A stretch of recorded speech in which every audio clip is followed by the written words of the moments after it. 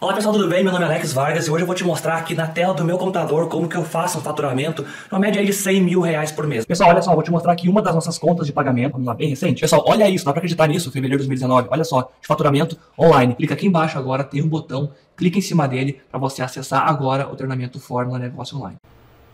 De seres unicelulares. Simbiose que funcionou tão bem que aqueles que eram capazes de fazê-la prosperaram num certo ambiente em que eles estavam. Não consigo ter fé numa explicação tão complexa. Eu não acho que é fé. Mas a questão, sabe o que eu não consigo entender? Deixa eu dar um exemplo. O que eu não consigo entender. Como é que existem... Vai parecer bobo, mas eu ainda não consigo entender. Como é que existem rios? Para mim, a existência de um rio... Como é que está sempre água indo para o mar? Como é que ele sempre se renova? Como é que calha de água está sempre ali naquele rio e não meio espalhada? Para mim não é nada intuitivo. Eu não posso dizer que eu saiba te explicar, primeiro, por que o rio se forma e segundo, como é que ele é perene. Como é que a água não acaba e fica toda ela salgada e volta... Porque é só chuva, é meio esparso isso. Como é que faz isso? Eu não sei a explicação. Da geografia, tá tudo... Mas não é, podem explicar. Assim como um biólogo... Exato. Mas não é essa incapacidade minha, no meu estado atual de conhecimento, de explicar que me faz acreditar. Então tem alguma coisa muito maior aí. Não. Eu sei que quem entende, estudou o assunto, vai saber entender e possivelmente eu vou saber entender também. Mas agora, realmente, eu não consigo entender como é que isso se forma. Agora, essa incapacidade de entender, ela não é prova de que essa explicação seja inválida. Para mostrar que a explicação é inválida, você tem que refutá-la, mostrar um furo nela, mostrar uma impossibilidade naquele mecanismo que está sendo proposto. E Iago, essa sua provocação de falar de que é fé, eu acho legal a gente... Você acha ruim esse termo? Eu acho... Não é que eu acho ruim. Eu acho que ele não dá conta... Exatamente. Porque não é ao contrário da fé. Na verdade, é assim, a gente está aberto a não explicar a evolução. Mas calha que nós temos uma explicação para a evolução muito poderosa, que deu conta da evolução das espécies num nível muito amplo, muito observado, que encontra... Toda vez que a gente encontra uma nova espécie, que a gente encontra uma nova cadeia, a gente verifica novamente que aqueles preceitos se aplicam ali de forma praticamente impecável. Mas peraí, Iago, você não acredita... Qual é o seu estado com relação à evolução? Você não acredita na mutação e adaptação que deu origem às diversas espécies? Ou não? Eu tenho muita convicção das minhas ignorâncias. Então, entendi. Eu acredito no relato de Gênesis. Se o ser humano tiver vindo realmente de outros primatas e virou a espécie específica, não... Não tem problema com isso. Eu tranquilamente, isso é uma posição muito confortável para mim como cristão. Eu posso acreditar num criacionismo literal de 6 dias, e sou um cristão genuíno se eu fizer. Posso acreditar numa interpretação um pouco mais metafórica de Gênesis. Agostinho interpretava pode ser 1000 linguagem anos, como eras e tal. Então, e é uma possibilidade de interpretação cristã. O que o cristianismo cobra é que eu interprete Adão e Eva como personagens históricos. Né? Então tem que ter daí já complicou, complicou, porque nem tanto assim, tem que porque ter eles não precisam ter sido homo mulher, sapiens, né? Não, aí tem os detalhes aí que os teólogos vão brigar, os cientistas vão discutir. Daí esse complicou, é um assunto... daí complicou. Mas pra mim, o ateu ele precisa da evolução. Porque é a única explicação para a origem das espécies. Não acho que precisa. Não, precisa de que... É ignorância, a gente não sabe. Só tem essa posição dentro do ateísmo como a posição padrão, assim. Evolução não é uma posição ateia, Iago. Não. Deixa eu me explicar melhor. Ateus existiam antes da teoria da evolução. Era só a gente tem uma ignorância, não sabe como tudo iniciou. É quem vem com a ideia de Deus que tem que explicá-lo. O que eu quero dizer é o seguinte, é que cristãos podem ser evolucionistas ou não, certo? Um ateu ele só pode ser evolucionista. É a posição que tá ali. Acreditava-se no universo eterno, da reprodução das mesmas espécies. Isso era ateu também. Ateus modernos. Hoje em dia não, porque essa teoria. Não, exato, mas porque diferente. O ateu não tem motivo para achar tão ruim a teoria da evolução, exceto se ele, por algum motivo interno ali da teoria, ele achar que não explica bem. Sim. Agora... Acho que não tem. Acho que não tem motivo, exato. Por isso, diferentemente de muitos cristãos que, diferente de você, veem motivos. É isso que eu tô falando. Tem cristãos que acham que é incompatível, e daí por isso cria-se uma resistência a ela. Sim. Eu não tenho dificuldade com isso. Eu não sou da área de biologia. Eu gosto de saber onde é que eu creio no relato de Gênesis e tendo a aceitar o consenso científico. Até que eu tenha a capacidade de estudar o consenso científico. Né? E entender, agora foi um doutorado e vou procurar entender os furos da evolução. Tem gente que quer fazer isso. Tem gente dentro do ambiente cristão que são cristãos genuínos, pessoas que querem questionar a teoria da evolução, não é? E eu acho que tem que existir um papel para questionar tudo mesmo e questione. Se houver espaço acadêmico para esse tipo de questionamento, que se questione. E eu acho muito triste que haja dentro do ambiente acadêmico uma barreira muito grande para questionar dados já muito bem estabelecidos, né? Não existe um espaço para você questionar e você é tratado como doido. Não existe um espaço? Não, se alguém chegar com um paper sério refutando alguma coisa, eu garanto que ele encontra espaço.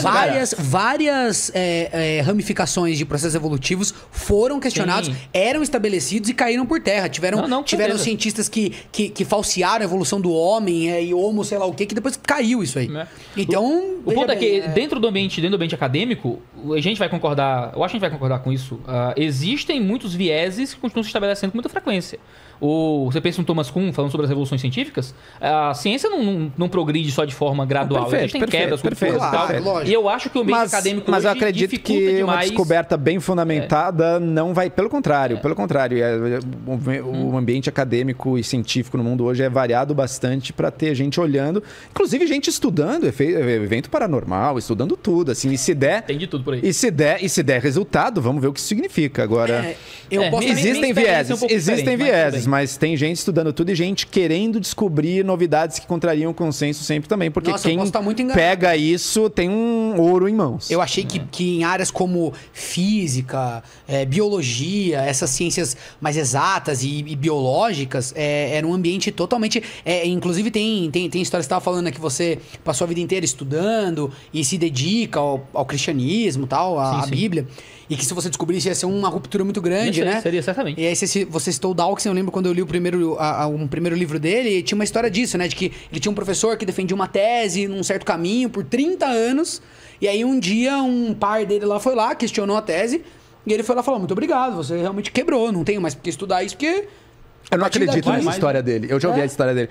Ninguém abre mão da crença desse jeito. Ninguém faz isso. Talvez, calma lá. Ninguém faz isso. Calma, acho que talvez o cara não tenha sido tão generoso de ir lá e dar um abraço amistoso no cara que... Tá bom, tô errado, tchau. Não, o cara viveu aquilo, ele vai dentar um pouquinho ali. Ele vai mas eu digo, é um ambiente muito propício para que ideias que são desbancadas no sentido científico da coisa morram. Eu acho muito difícil alguém... Vai sair demais do tema do podcast discutir liberdade no ambiente científico. Não, mas é um ponto muito importante. É um ponto importante. Não, porque quando a gente tá falando de evolução, veja bem, não foi nem a gente que trouxe, foi alguém do chat que trouxe a teoria da evolução. Eu não tô questionando a teoria da evolução. Eu tô assumindo que eu não tenho absolutamente nenhuma capacidade de questionar. Claro, entendeu? Claro. Não, mas o meu ponto é que é o seguinte, o ateu também não necessita dessa teoria, não. O ateísmo existia antes dela e continua existindo. A questão é, ele não tem nenhum motivo para negá-la. Alguns cristãos acham que eles têm motivos para negá-la, motivos teológicos. Mas é fato que a teoria da evolução, ela ajuda num processo... Eu, que era cristão e virei ateu depois, não tenha dúvida que você não passou a acreditar no universo eterno, você passou a acreditar na evolução, né? Não tenha dúvida que entender e, na verdade, você ter contato com a teoria da evolução, não aquele de escola, porque a escola falha miseravelmente, não só na teoria da evolução, mas na da relatividade. Você decora a fórmula, decora azão, azinho, mas não sabe explicar de forma elegante como o processo funciona, né? Você só sabe aplicar aquilo para um vestibular. Na minha opinião, é meio isso que acontece, né? Essa instrumentalização da educação. Mas, se você for parar pra ver, né? Quando você tem contato com uma teoria como a teoria da evolução e você compreende ela, te empodera de uma forma... Eu lembro a sensação que eu tive quando eu comecei a entender a elegância daquilo tudo e o quanto ela conseguia explicar, e para todos os lados que eu achava que tinha... não, isso aqui não... Não, tem explicação, tem uma solução elegante. Aquilo... te passa uma segurança de você questionar mais coisas, entendeu? Então, é um ponto inicial para muita gente que tá abandonando a fé, bem importante. É um processo de justificação psicológica muito comum, assim, que, vamos ser muito sinceros, não é todo mundo cientista. A galera não tá... A gente geralmente procura crenças que justifiquem o modo como a gente acha que o mundo funciona. Então, para a maioria de nós, crer na evolução, não crer na evolução, não é uma escolha científica baseada em evidências. Para muitos de nós é simplesmente conformar o mundo às realidades que a gente está interessado. E a crença da maioria das pessoas, crente, descrente, o que é que seja.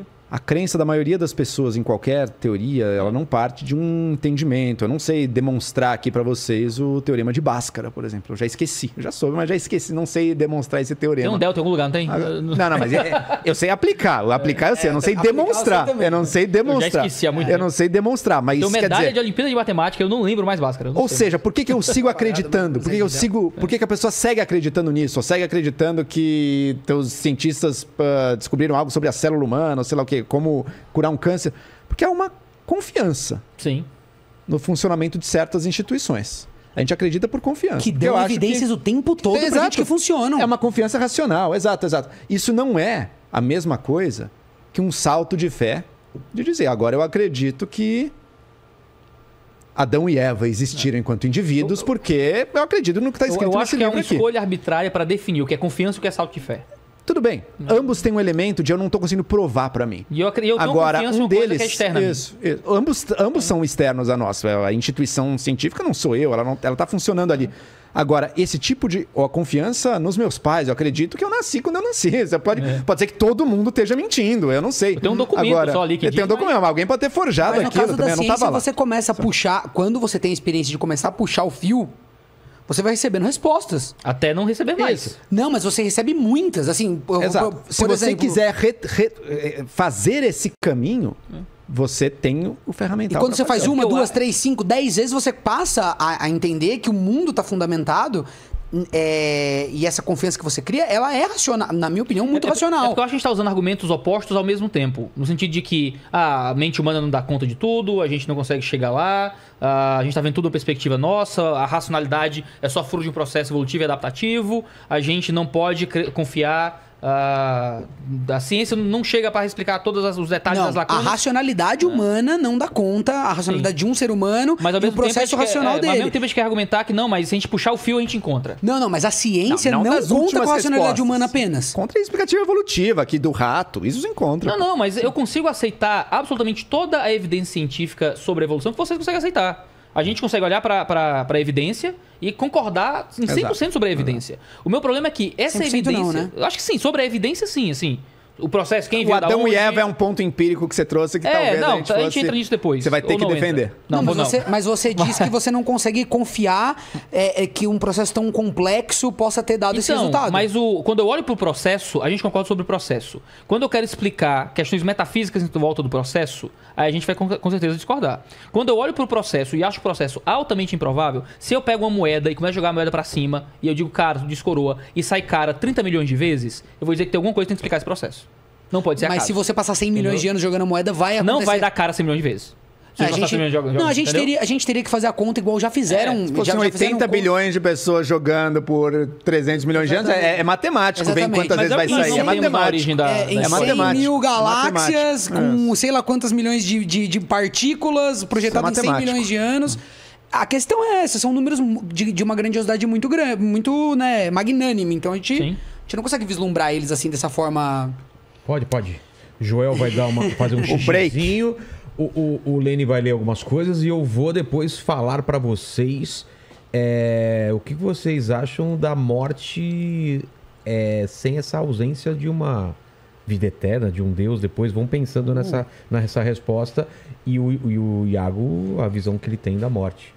E o que o pessoal do chat tá falando? Sou contra. Sou totalmente contra também, cara. Cara, mas muito legal a conversa, muito divertida, muito bacana. Muito legal, né? Inclusive, quando a gente fala, eu pelo menos fico um pouco inflamado, mas tô achando super amistosa. Eu acho que pro pessoal não tá parecendo que a gente tá brigando também, não. Porque pra mim, tá super tranquilo aqui. Então, que bom. Porque a galera tem esse clima, né? A galera tem esse espírito lá. E eu vi umas mensagens quando eu divulguei. Vai lá, acaba com eles! Quero que saibam os dois convertidos! Humilha em nome do Senhor! Eu digo, não, cara. Humilha em nome do Senhor é muito bom. Ripalamachuri, né? É o seguinte, aqui no chat tá bem eclético. E eu acho que ia falar, no chat... Estão brigando muito no chat? É mais ateu ou mais crente? Eu acho que tá mais ateu, viu, Vilela? Sério? Eu acho que tá mais ateu. Eu achei que seria o contrário, olha que louco. Que nem, por exemplo, tem um superchat do Ramon aqui, ele fala assim, ó. Se o universo tem uma causa de existência, essa causa deve ser um ser não físico, imaterial, além do tempo e espaço. Sim. William Lane Craig, já que o universo é todo espaço, tempo e toda a matéria e energia. Tem um outro comentário aqui também do Jorge Luiz. Do Daniel Juan. Ele fez uma pergunta interessante. Ele perguntou assim: o que vocês acham de religiões que não têm o conceito de Deus, como o budismo, que foca na mente, mas ainda assim tem algo após a morte física? A gente teve aqui, né, um filósofo de filosofias indianas, um professor de filosofias indianas, a gente falou muito disso, né, essa visão, mas ainda é uma visão transcendental, né? Que eu acho que também não abarca o que vocês acreditam. Né? Existe a vida após a morte, por exemplo, pelo que eu entendo, mas daí não existe a figura central de um deus. E você pode voltar, no caso do hinduísmo, como uma pedra, como um animal, existe a reencarnação, né? Acho que todos nós discordamos dessa visão. Você é ateu pra essa religião. Eu sou ateu pra essa religião. É verdade, né? Todo crente é um ateu pra outras religiões, né? É que não é o caso da nossa conversa, mas às vezes as pessoas que creem, elas ficam embasbacadas de como alguém consegue não crer. E aí esse argumento seria muito bom de trazer aqui, né? Agora, claro que isso é retórica, né? A gente tá falando sobre a existência ou não de uma divindade sobre tudo, né? A gente não tá discutindo ainda se é o Deus cristão, né? A gente tá discutindo se existe um Deus. Exatamente. Né? Então, assim... Como o nosso papo está totalmente sendo mais abrangente e num nível muito mais bacana, esse argumento não cabe. Mas quando você vai conversar com alguém que é fundamentalista de uma religião, e o cara fala, como que você consegue não acreditar? Aí você fala, não, mas eu digo, mas o seu comportamento aqui não é de... Você conversa em termos muito mais gerais. Sim. Né? Se a nossa conversa fosse você tentando convencer a gente do Deus cristão o tempo todo... Quero chegar em algum momento nessa parte da conversa. Perfeito. Mas primeiro tem que convencer do Deus não cristão. Eu não tô na expectativa de convencê-los de nada. Gostaria, ficaria muito feliz, obviamente. Gostaria que todo o planeta pensasse igual a mim, não é assim que a gente... Né? Ia ser a maravilhosa liberdade intelectual que o cristianismo produziu no ano 500, 600, aquela maravilhosa aquela liberdade intelectual. Isso é o meu pecado, e não aquilo que Deus gera em mim. Isso já é o Iago pecaminoso, né? Quem não quer ser Deus do seu próprio universo? Deixa eu pagar os superchats aqui, ó. Instituto Bíblico de Arqueologia, Vilela, nós de novo queremos ir um dia aí. Somos o IBARC, um museu de São Paulo com mais 500 réplicas dos principais achados arqueológicos ligados ao mundo bíblico. Apologética. O que é apologética? É a doutrina da defesa da fé. Tá. Com contexto histórico, cultural e arqueológico da Bíblia. Museu para todos. Redes sociais, ibarc.br, site ibarc.org.br. Seria muito interessante se eles viessem aqui, mas trouxessem algumas coisas para mostrar, né? Com certeza. Pô, legal. Acho que eles conseguem trazer, com certeza. Acho que sim, né? Alexandre Lourenço, sobre um aspecto de Deus enquanto criador. Qualquer coisa que exista precisa ser criada logo por lógica. Há um primeiro criador, portanto, não criando... Portanto, eterno absoluto. Não criado, eu acho. Portanto, não criado. Ele escreveu não criando. O autocorretor. Absoluto. O Joel está... tem vários erros aqui. O Joel está descreveu... Eu acho que ele colocou. O Joel descreveu Deus na possibilidade de nossa capacidade. Vocês entenderam? Mas ele botou criador aí, né? Criador já pressupõe o ato consciente de fazer uma coisa. Quer dizer, são processos. Mas essa é a hipótese. Sim. Ele tá... Acho que é naquela parte do debate que a gente estava falando sobre a origem das coisas. A digressão lógica de falar que, bom, se tudo é criado, então alguém criou tudo. Mas nem tudo é criado, as coisas acontecem. Então tem alguma coisa que fez acontecer. O que ele quer falar de criado alguma coisa fez acontecer. Início, né? Houve uma causa. Mas você tirou o criador, já ficou, então existe um início. Mas você não acha chamar que isso de Deus é uma escolha. Essa... Chamar isso de Deus é uma escolha maliciosa. Não, maliciosa não. É a consequência de você achar que esse ato causal não causado é consciente. Só precisa disso pra chamar de Deus. E o ato que cria essa consciência. Então, mas tem que ser um ato não causado. Porque a gente tem que voltar pro que é não causado. E porque o universo não é um ato não causado. Mas que é uma coisa. Será que é uma coisa? Dados científicos pra entender que ele teve um início. Mas será que é uma entidade? Mas Deus tem que ter um início. Não, então, a gente precisa de uma origem não iniciada. Mas o universo pode ser origem não iniciada. Mas a gente tem o dado. Pode ser o próprio universo. Pode ser o próprio universo. Mas aí você tá se apegando só ao fato de que existe o Big Bang pra chamar isso desse início fundamental. Mas isso é a observação de todo o universo que nós temos. Não, o que eu quero dizer é que a característica de precisar ter um início tem que valer também pra quem o inicia. Então, exatamente não. É o oposto disso. Se existe uma causa para tudo que há, e se o nosso universo não aparenta ser ele próprio essa causa não causada, se ele tem um início, então ele precisa de uma causa não causada. A causa não causada é algo totalmente arbitrário. É arbitrário, porque você está querendo dizer que então precisa de um ser que não teve criação e que criou isso. Por quê? Tudo que existe precisa de uma causa? Hã? Tudo que existe precisa de uma causa? Precisa, né? De um ponto de vista assim, bem prático, sim.